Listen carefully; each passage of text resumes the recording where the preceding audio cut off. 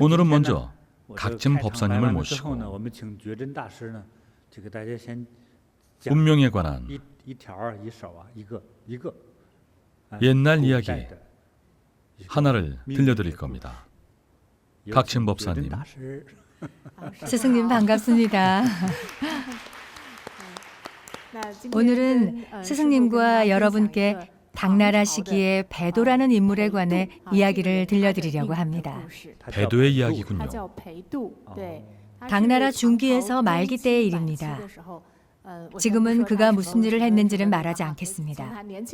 배도의 젊은 시절부터 이야기하면 젊은 시절 그의 집안은 무척 가난해서 서당에서 아이들을 가르쳤습니다.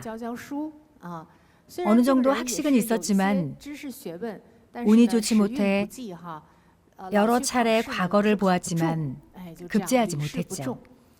하루는 한가로이 길을 거닐다가 어느 절에서 한 선사를 만나게 되는데요. 그 선사는 일행선사였습니다. 일행선사는 사람들의 점을 봐주고 조언을 해주곤 했습니다. 배도는 사람들이 빠져나가자 조심스레 다가가 자신의 사주를 봐달라고 부탁했습니다. 일행선사는 배도를 훑어보더니 말했습니다. 팔자가 박하구만. 부귀한 상을 찾아볼 수가 없네. 과거는 이제 그만 보게나. 평생 급제와는 인연이 없네.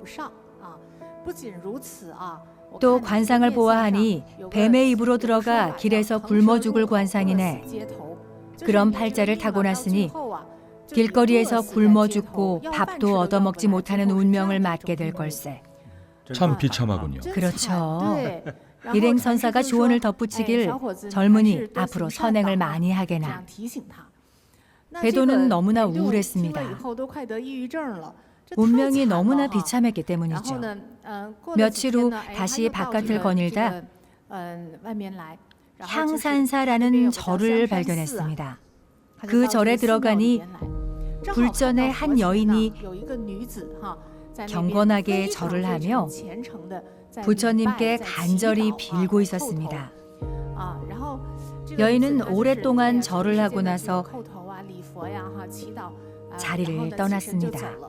배도는 여인이 있던 자리 옆에서 보따리를 하나 발견했습니다. 저런, 아까 그 여인이 놓고 갔나 보다. 안에 무엇이 있는지 확인해 봐야겠다. 보따리에는 비취옥으로 만든 허리띠 같은 물건이 있었습니다. 옛날 관리들이 매던 허리띠였죠. 비취옥을 이어 붙여 만든 것이었습니다. 서대라고 불리던 허리띠 2개도 들어있었는데 아마 무소의 뿔로 만들었을 겁니다. 맞습니다. 무소의 뿔을 조각해 허리띠에 새겨놓았는데 중국 송나라, 명나라 때 역사를 보면 관리들의 그 시절 조종 관리들의 관복에 매던 물건이었죠. 관복 규정 같은 것이었군요. 옛날 관복에는 색깔이나 디자인, 무늬, 허리띠의 모양에도 다 규정이 있었습니다.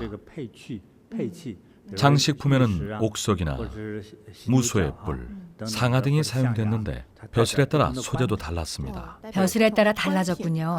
굉장히 값나가는 물건이었죠. 비쌌겠군요. 배도가 보기에도 아주 값나가는 물건이었나 봅니다. 배도는 물건을 놓고 간 여인이 무척 애가 탈 것이라 생각했습니다. 물건을 가지려는 욕심 대신 당황했을 상대방의 마음을 헤아려 그 자리에서 주인을 기다렸습니다. 여인이 돌아오면 물건을 돌려주겠다고 마음먹었죠. 기다리다 보니 중천에 떠있던 해가 지기 시작했습니다. 해가 저물 때까지 기다렸습니다. 젊은이 다칠 무렵 아까 그 여인이 헐레벌떡 뛰어오는 것이 보였습니다. 숨을 몰아쉬며 허둥지둥 물건을 찾았죠. 불전에 아무것도 없는 것을 발견하자 대성통곡을 할 기세였습니다. 배도가 다가가 물었습니다. 혹시 보따리를 찾으십니까? 배도는 보따리를 여인에게 주었습니다. 여인은 몹시 감사해하며 말했습니다. 참으로 생명의 은인이십니다. 제 아버지께서 중병에 걸려 어쩔 수 없이 가산을 모두 팔았습니다. 아버지의 병을 고치려니 그럴 수밖에 없었어요. 그래도 모자라 오늘 아침 친척집에서 이 옥대를 빌려와 전당포에서 돈과 바꾸려 했습니다. 아버지의 병을 고치는 게 먼저니까요. 이것이 없으면 제 아버지의 목숨은 지키지 못합니다. 집에 늙으신 어머니와 동생들이 있는데 아버지마저 없으면 정말 가련한 신세가 될 뻔했습니다. 이렇게 물건을 찾아주셔서 너무나 감사드립니다. 여인이 떠난 뒤 배도는 절을 나섰습니다. 그러다 마침 일행선사를 다시 만났습니다. 일행선사는 배도를 부르더니 말했습니다. 젊은이, 잠깐 이리 와보게. 내가 얼마 전 자네의 관상을 봐주지 않았는가? 오늘 보니 자네의 관상에 변화가 생겼네. 며칠 만에 바뀌었을 리가요. 며칠 동안 제 관상 때문에 몹시 우울했는데요. 일행선사가 말을 이었습니다. 자네의 눈빛이 전처럼 겉돌지 않는다네. 오히려 눈빛에 기운이 생겼고 자줏빛 광채마저 감도는구만. 귀한 몸이나 관리가 될 상일세. 전에 길에서 굶어 죽는 주름이 있다고 하지 않았나? 지금은 그 주름이 좋은 방향으로 바뀌었네. 지금은 한 쌍의 용이 여의주를 물고 즐거워하는 상이야. 앞으로는 모든 일이 잘 풀릴 것이고 자손들도 번창할 것이라네. 배도는 믿을 수 없다는 듯 되물었습니다. 선사님, 농담은 그만두시죠. 그럴 리가 없습니다. 그냥 제 팔자대로 살겠습니다. 그러면서 오늘 옥대를 주어 여인에게 돌려준 이야기를 털어놓았습니다. 선사는 흐뭇해하며 말했습니다. 정말 옳은 일을 했구먼. 자네는 음덕을 쌓은 걸세. 그런 선행을 했기 때문에 자네의 눈에 광채가 생긴 것이로구먼. 관상이 변했다네. 선사는 말을 이었습니다. 다시 과거를 보게나 별탈 없이 급제할 걸세. 배도는 그해 수도 장안으로 가서 정말 과거에 급제하고 승승장구했습니다. 나중에는 고급 관리가 되어 무관과 문관을 두루 거쳤습니다. 당나라에서 4대의 황제를 모셨고 평화로운 안락한 말년을 보냈습니다. 아들 5도 모두 출세했고 집안 전체가 부귀하고 길상했다고 합니다. 이건 당나라 때의 일이었는데요. 당나라는 시, 송나라는 사, 원나라는 곡이 유명한데 원나라의 이름난 극작가 관한경이라는 인물이 배도의 실제 이야기를 바탕으로 각색해 허리띠를 돌려준 배도라는 작품을 썼습니다. 이 이야기는 선행으로 운명을 바꾼 사례로 민간에 널리 알려졌습니다. 아주 훌륭한 이야기입니다.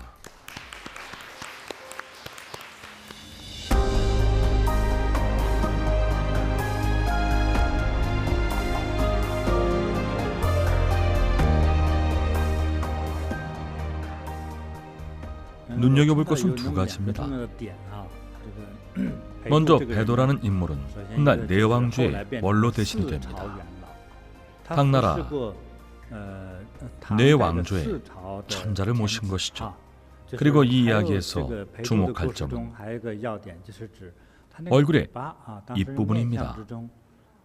등사 입구였나요? 네, 저도 무슨 뜻인지 모르겠습니다. 재물도 잃고 거리에서 굶어 죽는다고 했는데 남의 옥대를 돌려준 다음 어떤 변화가 일어났죠? 교룡이 바다로 나가 부귀가 극에 달한다. 한마디로 대단히 부귀한 운명이 된 것이죠. 관상에서 특수했던 모양이 아주 조금 바뀌었는데도 배도의 운명에는 엄청난 변화가 일어났습니다. 이 이야기도 우리에게 좋은 교훈을 주고 있습니다. 아주 특별한 이야기입니다.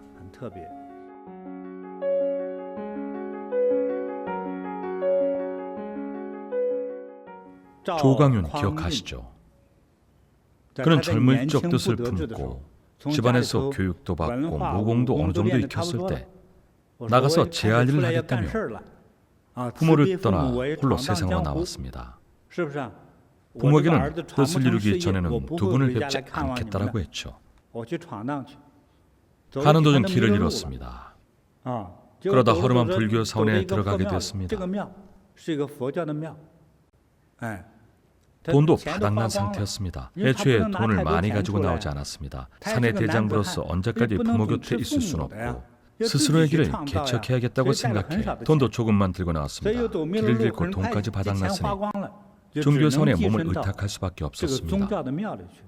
돈이 없어도 받아주는 곳이었으니까요. 자비로 먹여주고 재워주는 곳이어서 잠시 그곳에 머물기로 했습니다.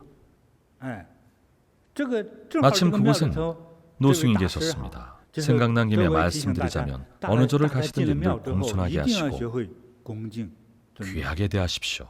절이 화려하다고 해서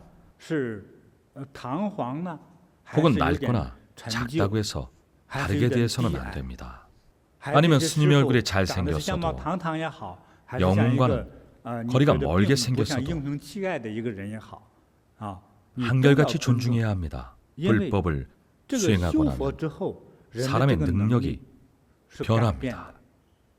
겉모습은 준수하지 않을 수 있지만 그 안의 능력은 마치 슈퍼맨이나 신선처럼 변할 수도 있으니 누구라도 존중해야 합니다. 조광윤이 한 허름한 절에 왔을 때 마침 이야기를 나눈 스님이 그의 됨됨이에 대한 판단이 서자 이렇게 말했습니다. 젊은 시주님, 여기서 시주는 존칭입니다. 이렇게 늠름한 품체를 보아하니 용과 공황의 기운이 서려 있으십니다. 지금은 용의 상이라는 말을 농담으로도 할 수 있지만 옛날에는 그렇지 않았습니다. 황제와 연관이 되어 있기 때문이죠. 그 말 자체로도 목이 베일 수 있었습니다. 정말로 천자가 될 상을 보았다 해도 입 밖으로 낼 수 없었죠. 그런데도 용과 봉황의 기운이 서려 있어 귀한 상이라고 했습니다. 천하의 가장 고귀한 상이라고 말이죠. 지금도 이처럼 두각을 나타내고 있다며 노승은 이것도 인연이니 그에게 앞으로의 방향을 알려주었습니다. 수중에 한 푼도 없으실 텐데 절에서 여비를 좀 드리겠습니다. 먹을 것과 바꿀 수 있는 물건도 조금 쌓아드릴 테니 계속 북쪽을 향해 가십시오. 북쪽으로 가서 군에 들어가라고 했습니다. 조광윤은 계속 북쪽을 향해 가다 어떤 장군을 만나 그의 수하로 들어갑니다. 군으로 들어가니 매일이 전쟁이었습니다. 한 번은 조광윤이 어떤 전쟁에서 뛰어난 지휘력과 작전력을 발휘한 덕에 장군의 눈에 띄었습니다. 일개 사병이었던 그는 점점 높이 올라갔습니다. 시간이 흘러 조광윤은 진단도사의 제자인 묘온을 만납니다. 묘온이 암시한 그 말 기억나세요? 하나의 태양이 다른 태양을 집어삼키고 점검은 훗날 천자가 되리라. 기억나세요? 그새 잊어버리셨습니까? 마침 하늘의 개가 달을 먹는 날이 다가왔습니다. 소위 개기일식 현상이 일어난 것이죠. 옛날에는 개기일식이 일어나면 큰일이 난다고 믿었습니다. 두 개의 태양이 있을 수 없는데 하늘에 두 개의 태양이 뜬다는 것은 나라의 군주가 바뀌는 일이라고 믿었죠. 하나의 태양이 다른 태양을 집어삼키고 점검은 훗날 천자가 되리라. 진단도사도 일찍이 이런 예언을 했습니다. 당시 어린애들이 고무줄 놀이를 하면서 이런 노래를 불렀기 때문에 소문은 순식간에 전국으로 퍼졌습니다. 실제로 얼마 뒤 후주의 제2대 황제인 시연이 이 소문을 듣고 황제의 근위군을 파견해 당시 점검 자리에 있던 장씨를 파면했습니다. 서로비만 조광윤이 소문 속 점검일 거라고는 상상도 못했죠. 그 당시의 지도자 황제라는 자리에 올라도 나라를 잘 다스리고 내란을 제압하고 외침을 막는 일은 참으로 어려웠습니다. 그래서 늘 좋은 방안을 제시하는 현자들을 찾아다녔습니다. 중국 전국 시기의 왕들도 현자들의 조언에 목말라 했습니다. 덥고 지치는 여름날 시원한 물과 수박을 찾는 것처럼 언제나 갈증이 있었습니다. 송나라에 전인 5대 10국 시기도 늘 전란이 끊이지 않던 시절이라 왕노릇을 하기가 쉽지 않았습니다. 어딘가에 현자가 있다고 하면 바로 달려가 조언을 청했죠. 5대 10국 시기에 진단도사에게 도움을 청한 황제가 있었습니다. 당시 후주의 주세종이 진단도사를 찾아갔습니다. 후주는 전쟁을 치르느라 돈이 떨어져서 땅에서 철 같은 검은 금속을 파낸 다음 수도자들을 불러왔습니다. 옛날 수도자들은 연단술을 할 줄 알았기 때문이죠. 연금술과 연단술을 할 줄 아는 그들을 불러와 쇠를 금으로, 은을 금으로 바꿔달라고 했습니다. 후주의 천자는 진단도사를 불러놓고 물었습니다. 이제는 전쟁을 치를 돈도 없습니다. 여기 무쇠가 있으니 도사님의 공력으로 무쇠를 금으로 바꿔줄 수 있을까요?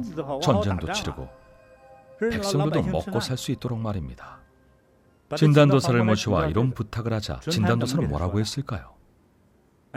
폐하는 천하의 군주이자 귀한 군주이십니다.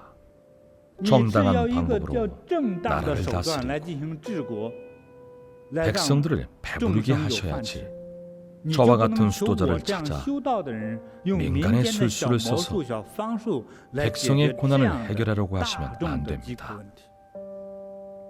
잔기술을 쓰는 것은 그릇된 행동입니다. 정확한 방법으로 나라를 다스려야지 이러시면 안 됩니다. 이러한 마음이어야 합니다.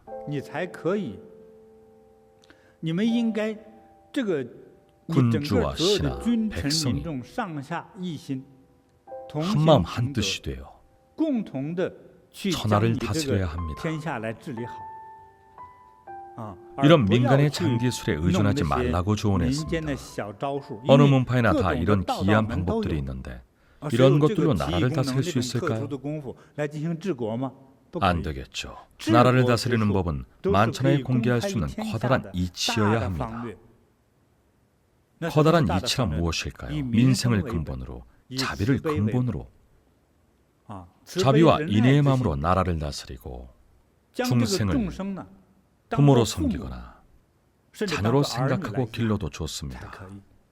천하를 따뜻하게 품에 안고 모든 중생을 아끼고 사랑해야 비로소 나라를 잘 다스릴 수 있습니다. 이런 점에서 말한다면 송나라 개국 황제 조광윤이 이를 잘 정리했습니다. 조광윤은 진단도사의 조언과 가르침을 받아들였습니다. 자비와 관용을 실천하지 못하는 황제들이 많았기 때문에 다시는 나라에 전쟁이 일어나지 않고 백성들이 잘 살 수 있도록 훈비라는 방법을 써서 훈시를 했습니다. 평화로운 시기에는 그게 뭐 대수냐고 할 수 있지만 전쟁이 시작되면 얘기가 달라집니다. 현재의 생활에 불만을 가진 사람도 있겠죠. 15만 킬로미터를 탄 차가 아직도 굴러가는 언제쯤 새 차로 바꿀 수 있을까? 이런 배부른 소리를 할 수도 있습니다. 하지만 전쟁 중인 국가는 자전거조차 탈 수 없습니다. 군대가 모조리 징수해 갔기 때문이죠. 정부는 은행 예금도 전쟁 비용으로 써버립니다. 개인의 소유라고요? 필요하다면 일단 정부가 쓰고 봅니다. 내 목숨도 정부 것입니다. 모든 남자들은 전쟁터로 끌려갑니다. 60대 노인도 총을 들고 전쟁에 끌려가고 13살 아이도 전쟁터에 나가야 합니다. 중동 전쟁을 보세요. 9살밖에 안 된 아이들이 기관총을 들고 부녀자들은 폭탄을 안고 다닙니다. 집안과 나라를 지켜야 하니까요. 아버지와 남편이 전쟁에서 죽으니 부인과 아이가 나와 전쟁을 치릅니다. 민간인들의 삶이 말이 아니죠. 어떻게 살아갈까요? 굶어 죽은 사람들의 통계가 나온 적 있습니까? 전쟁이 일어나면 민간인들이 희생됩니다. 총 맞아 죽거나 굶어 죽거나 병에 걸려 죽거나 싸우다 죽습니다. 그래서 전쟁은 일어나서는 안 되는 일입니다. 송태조, 조광유는 이런 내용을 잘 정리했습니다. 자비롭고 중생을 아끼는 마음이 있어야 비로소 거대한 송나라를 잘 다스릴 수 있다고 했습니다. 스승님, 방금 조광윤이 올바른 정신의 기틀을 다지고 후대 황제들이 그 정신을 잘 받들었다고 하셨는데 나중에 금나라가 송휘종, 송흠종을 끌고 갈 때 궁전의 물건들도 약탈해가지 않았습니까? 그렇게 약탈해간 물건 중 하나가 송태조가 왕실의 종묘 안에 남겨둔 훈비입니다. 여기에 바로 그런 정신이 적혀 있습니다. 지금 그 얘기를 할까요? 듣고 싶습니다. 그래요. 서기 960년 조광유는 송나라를 건국했습니다. 송나라는 북송과 남송 시기로 나뉘는데 총 18명의 황제가 재위하고 319년간 지속되다 1279년 멸망합니다. 송나라는 인접국의 공물을 납부하고 화친을 청할 정도로 외세 방어에 취약했지만 당나라의 전성기를 넘어설 정도로 사회적, 경제적으로 번영했습니다. 특히 척박한 곳에서도 잘 자라는 벼가 보급돼 인구가 빠르게 증가했습니다. 980년 3,710만 명이던 인구는 1124년 1억 2,600만 명으로 급증했습니다. 서방과 일본 사학계에서는 송나라를 중국의 문화예술 부흥과 경제혁명이 일어났던 시기로 평가합니다. 역사학자 진인각은 이렇게 말합니다. 중화민족의 문화는 1000년 넘게 발전하며 조씨 송대에 이르러 전성기를 맞이했다. 송나라 역대 황제들은 어떤 정치적 사상을 가졌기에 이처럼 눈부신 발전을 이뤘을까요? 이에 대한 이야기는 송태조 조광윤이 후대에 남긴 훈비에서부터 시작됩니다. 훈비를 보면 송나라 제1대 황제인 조광윤이 후대에 어떤 정신을 남겼는지 알 수 있습니다. 훈비는 너비 1.8m, 높이 약 2.8m, 두께 15cm로 큰 비석의 형태입니다. 예전에 조광윤은 비석에 보호 덮개처럼 옷을 씌우더라고 했습니다. 청소를 하다 발견해도 안에 있는 글을 볼 수가 없었죠. 훈비에서 훈은 훈련할 때 훈입니다. 후대에게 교훈을 준다고 해서 훈비라고 불립니다. 훈비에는 3가지 내용이 적혀 있습니다. 나중에 금나라에게 정벌당하고 난 뒤에야 일부 사람들이 훈비의 내용을 확인했는데요. 3가지 조목의 내용은 대략 이렇습니다.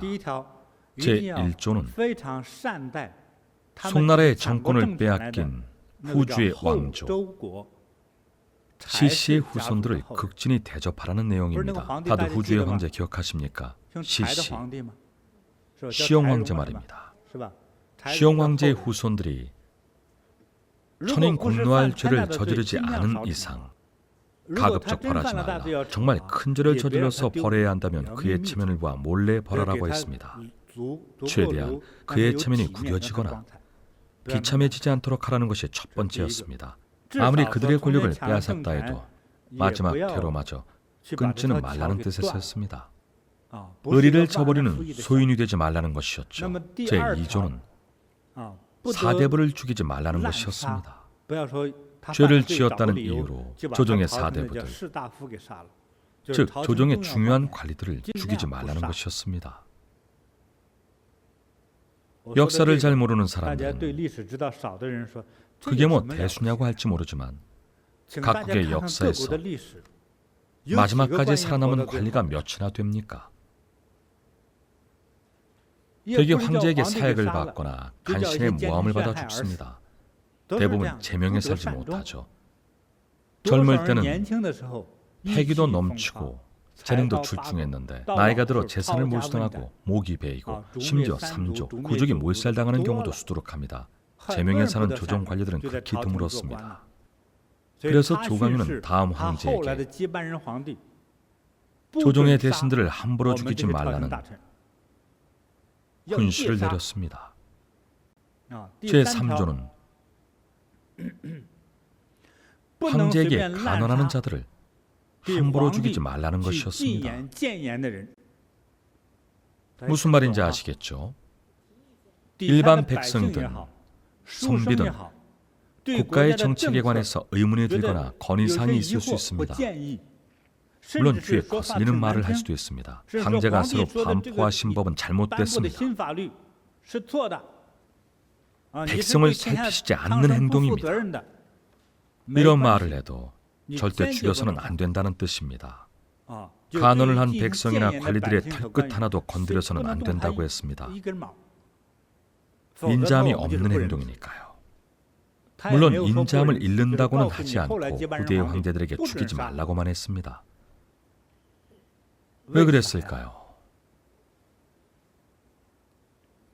저는 조광윤이 평화를 사랑하는 선량한 사람이라고 생각합니다. 그리고 당시 불교의 자비로운 정신이 조광윤에게 영향을 주었으리라 생각합니다. 하나를 더 꼽자면 조광윤에게 큰 영향을 미친 역술가 진단도사 역시 그에게 많은 가르침을 주었을 겁니다. 중국 도교에서 하늘의 이치를 연구하는 사람들 사이에는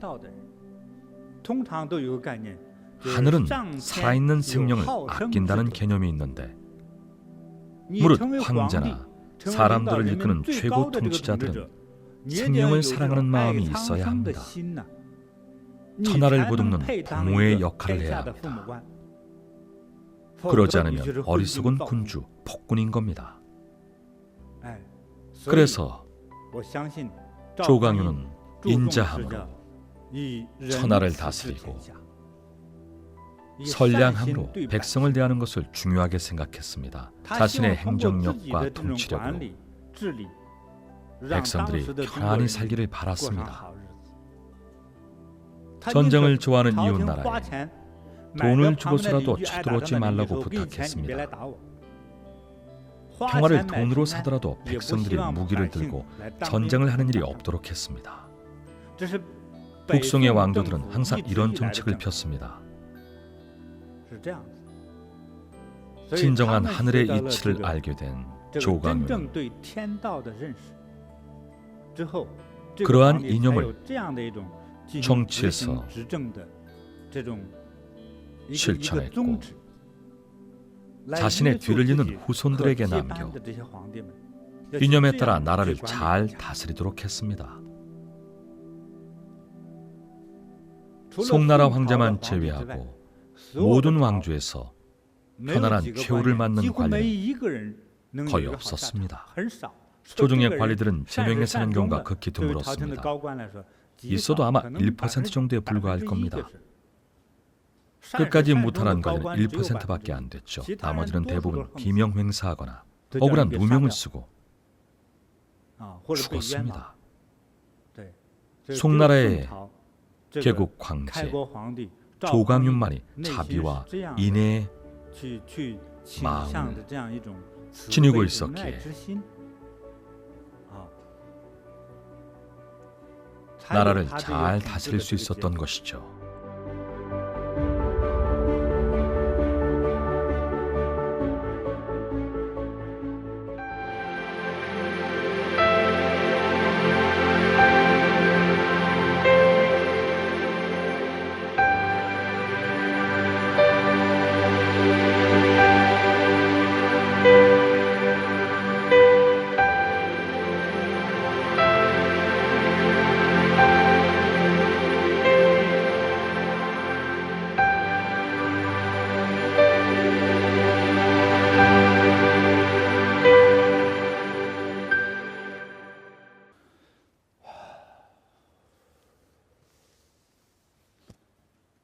여러분의 질병과 번뇌, 고통이 사라지기를 기원합니다.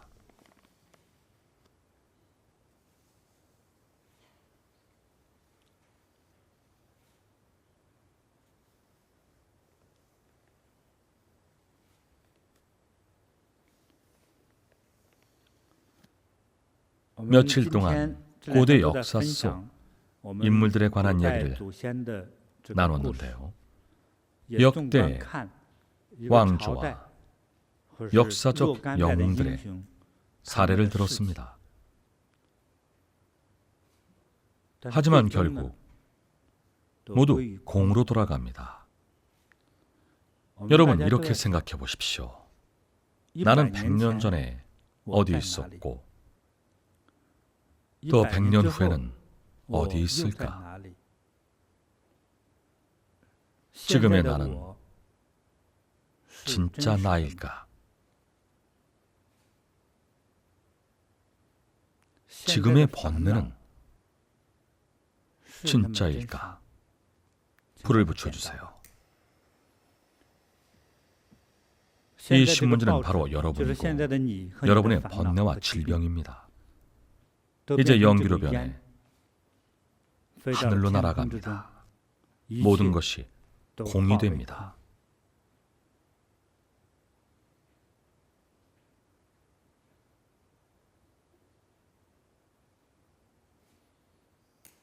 수많은 번뇌도 다 우리 자신이 만든 것입니다.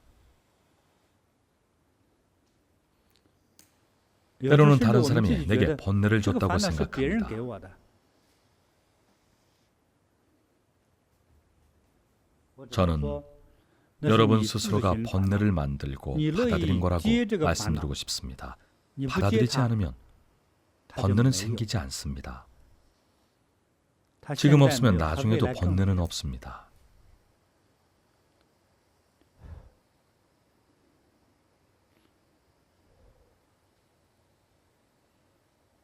어릴 적 부모님이 내 걱정을 그리 많이 하셨는데 이제 내가 부모가 되어 부모의 걱정을 내가 반복하고 있습니다.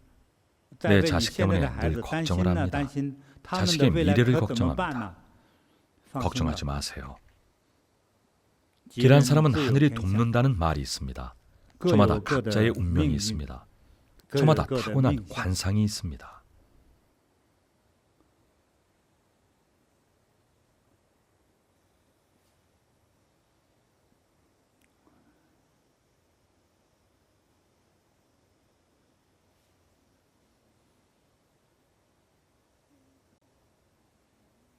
사람에게 지각력이 없다면 자신의 존재도 느낄 수 없습니다.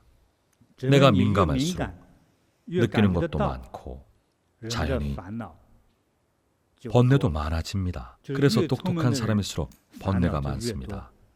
아둔한 사람은 번뇌가 없습니다. 누가 날 욕하든 짓밟든 조롱하든 이해하지 못합니다.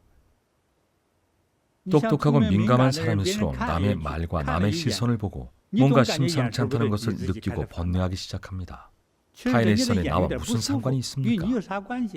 그런데 마음은 이미 불편해지기 시작합니다.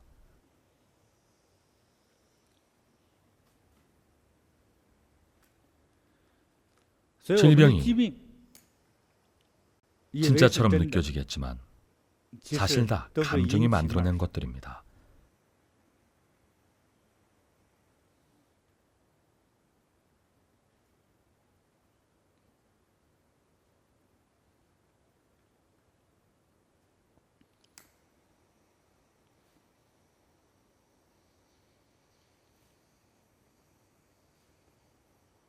욕심이 만들어내고 사랑이 만들어내고 탐욕이 만들어낸 것입니다. 아름다운 것과 번뇌라는 것은 사실 마음속의 경계에 불과합니다. 좋은 것과 나쁜 것에는 차이가 없습니다. 예전에는 자전거만 타도 좋았는데 지금은 남이 모는 차를 보고 얼른 이놈의 자전거를 갖다 버리고 차를 사야겠다고 생각합니다. 남들이 타는 고급차를 보고 나서야 비로소 내 차의 단점이 보이기 시작합니다. 내 차가 부끄럽게 느껴집니다. 번뇌가 시작됩니다. 머리가 똑똑하고 꾀가 많아서입니다. 그러다 자기 꾀 자기가 넘어갑니다.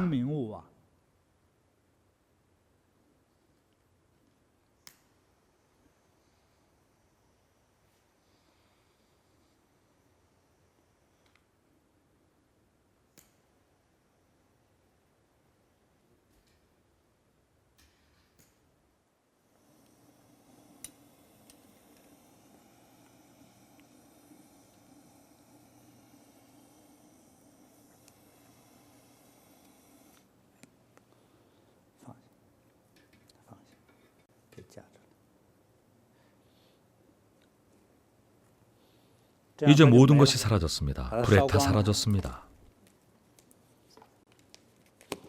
여러분의 질병과 번뇌가 한 줄기 연기가 되어 날아갔습니다. 모든 것이 편안해졌습니다. 정말로 모든 것들이 존재한다면 100년 전에 여러분은 어디 있었습니까? 아직 태어나지도 않았다고요? 그럼 태어난 이후의 일을 말해봅시다. 100년 후에는 어디에 있을까요? 100년 이후가 너무 멀다는데 그럼 20년 후에는요? 모르죠. 그럼 다 어디에 있을까요? 공으로 돌아갑니다. 언젠가는 다 공으로 돌아갑니다. 그러니 지금부터 우리의 마음을 비웁시다. 본래 어떠한 사물도 없으니 어찌하여 먼지라고 있겠는가? 번뇌는 모두 마음이 만드는 것이니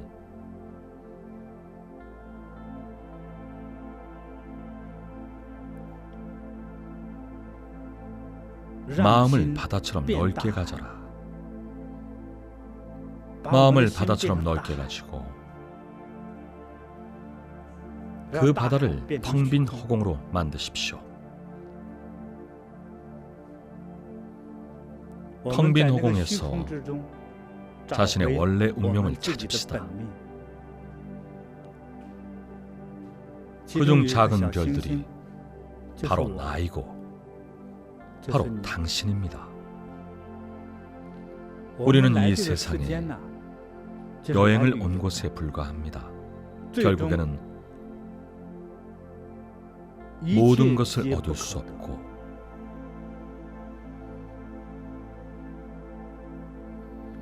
공으로 귀결됩니다.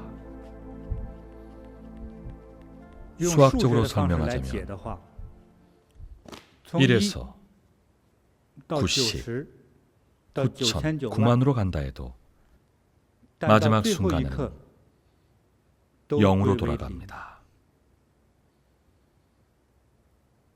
병원의 심전도 기계 화면처럼 뚜뚜뚜뚜 하다가 마지막에는 심장이 삐 정지하면서 0이 되죠. 모든 것은 0으로 돌아갑니다. 우리 시신을 화로에 넣으면 한 줌의 재가 나올 것입니다. 남겨두지 않았다면 그 한 줌의 재조차 없을 겁니다. 제 말을 듣고 깨달음을 얻는다면 즉시 번뇌가 사라지고 즉시 질병이 사라지고 즉시 모든 것이 가벼워집니다. 원인을 알 수 없는 피부병도 즉시 사라집니다. 피부병은 거의 대부분 마음의 문제입니다. 다 마음이 만들어내는 것입니다. 모든 병도 마음이 만들어내는 것입니다. 부인병 중 종양의 대부분도 마음이 만들어내는 것입니다. 마음의 상태가 문제입니다. 늘 마음의 긴장을 풀지 않고 팽팽한 상태로 있다가 어느 정도를 넘어서면 이리저리 뭉쳐 혹이 됩니다. 보통 의사들이 잠시 만져보고 여기 혹이 있네요 라고 말을 하죠. 무슨 혹일까요? 마음의 혹이 육체의 혹으로 변한 겁니다. 감정의 응어리가 기체의 덩어리로 뭉치고 그것이 살덩어리가 되어 종양으로 발전한 것입니다. 그러면 어떻게 해야 할까요? 모든 것이 공으로 돌아간다는 사실을 인지해야 합니다. 편하게 생각해야 합니다. 괜찮을 거야. 아무것도 없어. 나 자신이 만들어낸 것들이야. 내가 너무 민감해서 그래. 너무 민감해서 일어난 일이야. 부처님도 이렇게 말씀하셨습니다. 우리의 눈, 귀, 코, 혀, 몸, 의식을 버리고 모든 것을 공으로 돌아가도록 해야 번뇌가 생기지 않는다. 민감하지 않으면 번뇌도 생기지 않고 번뇌가 없으면 질병도 생기지 않습니다. 단전에서부터 소리 내어 봅시다.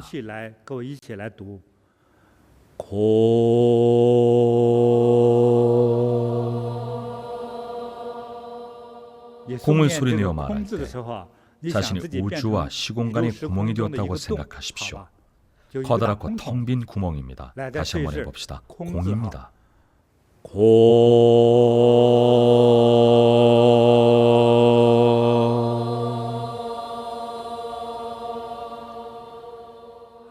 한 번 더.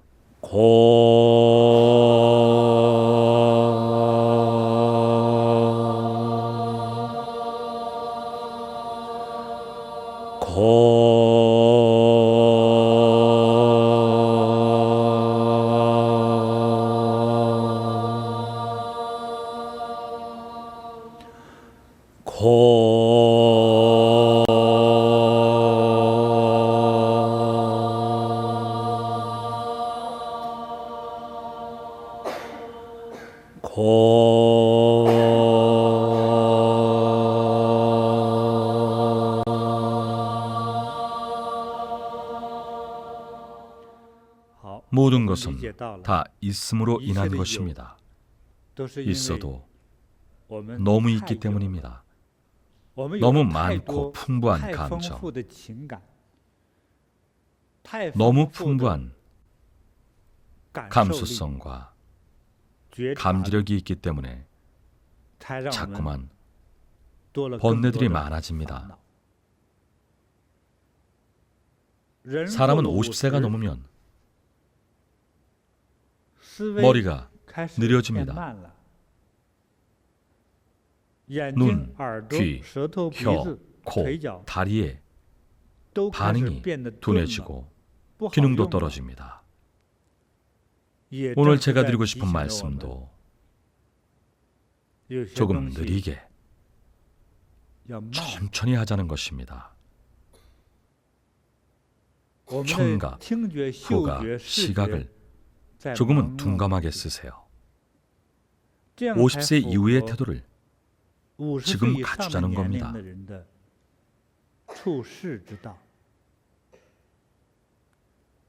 너무 똑똑하게 보고 똑똑하게 들을수록 그만큼 번뇌도 많아집니다.